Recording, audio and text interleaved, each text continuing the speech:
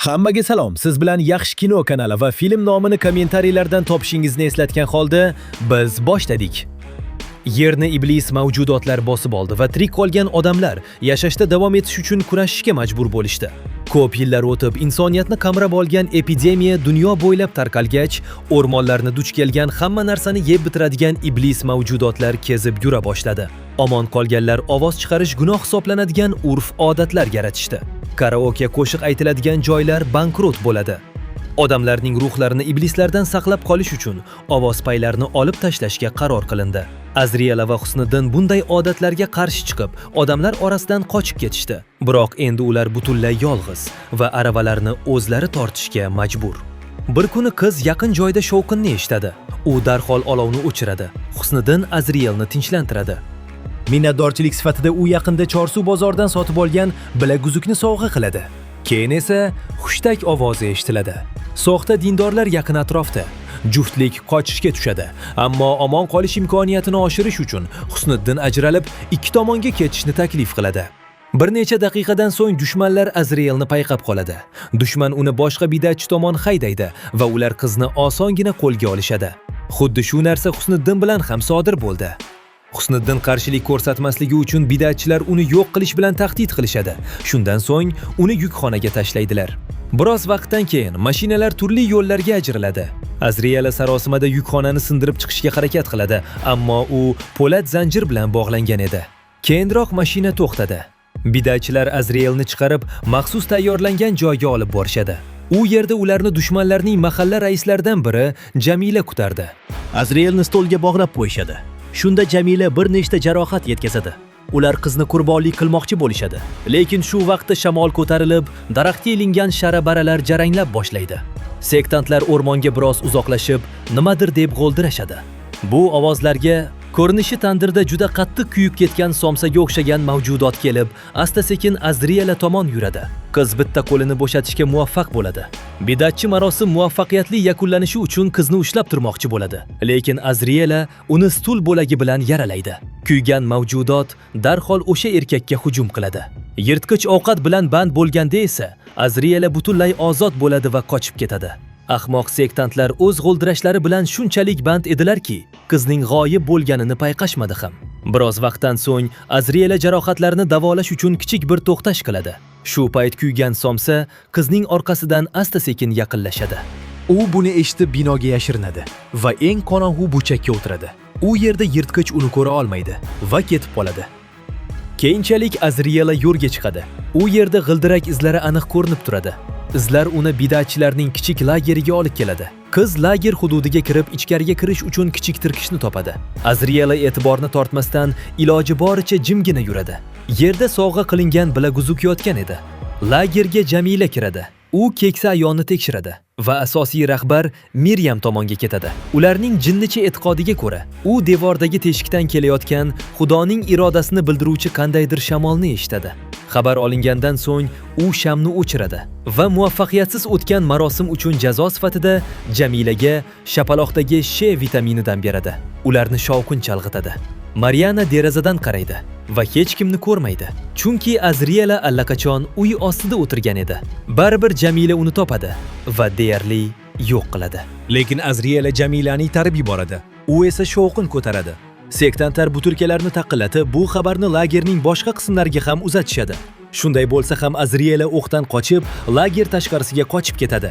Adrenalin tufayli u jarohatlari ochilganini sezmadi. Yara yirtqichlarni o'ziga tortadi.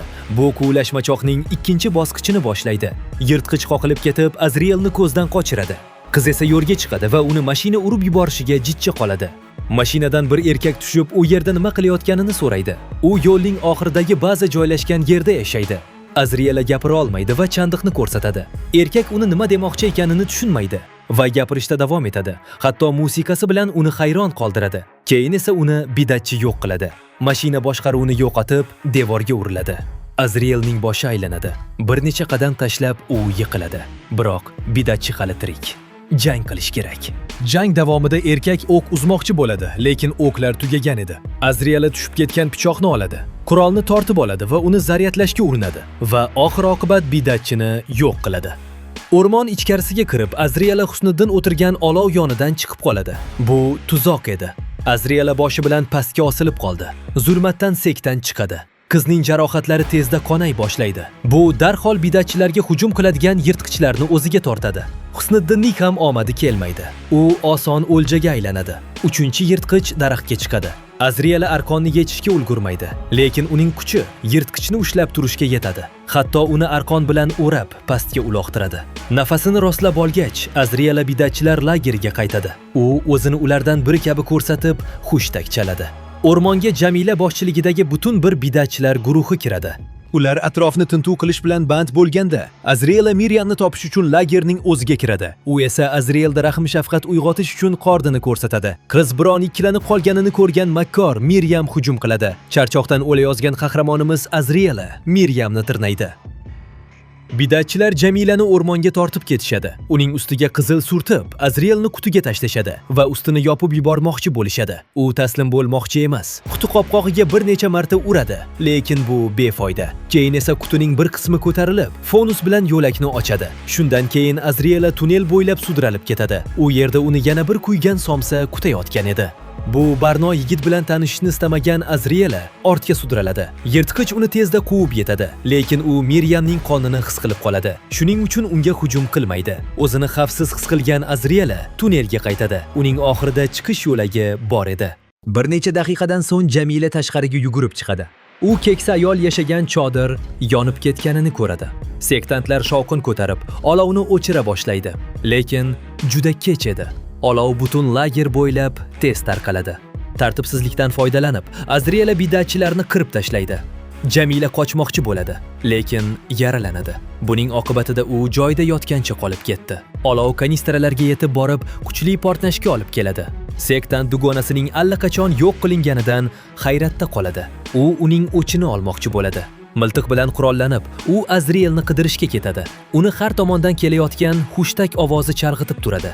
Azriela uni chalg'ityapti deb o'ylab, erkak o't ochadi va boshqa bidatchiga tekkizadi. Yigit dovdirab qolganidan foydalanib, Azriela yashiringan joydan chiqib, uni yo'q qiladi. Lekin hali hammasi tugagani yo'q. Endi qiz lager rahbari bilan hisob-kitob qilishi kerak edi. Miryam uni kutayotgan edi va orqa tomonidan hujum qiladi. Azriela Qur'onni tushirib yuboradi. Garchi u mag'lubiyat yoqasida bo'lsa-da, Husniddin uchun qasos olish istagi unga kuch beradi.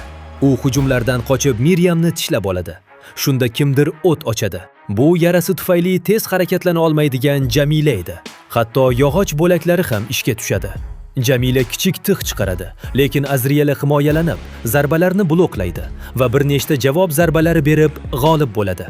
Shu vaqtda binoning boshqa qismidan chaqaloq yig'isi eshitiladi. Miryam esa negadir qo'rquvdan vahimaga tushadi va o'zini tinchitadi.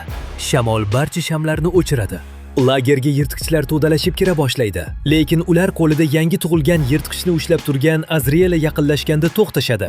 Qiz endi yangi yetakchiga aylanganini va katta kuchga ega bo'lganini tushunib jilmayadi. Shu bilan film yakuniga yetdi.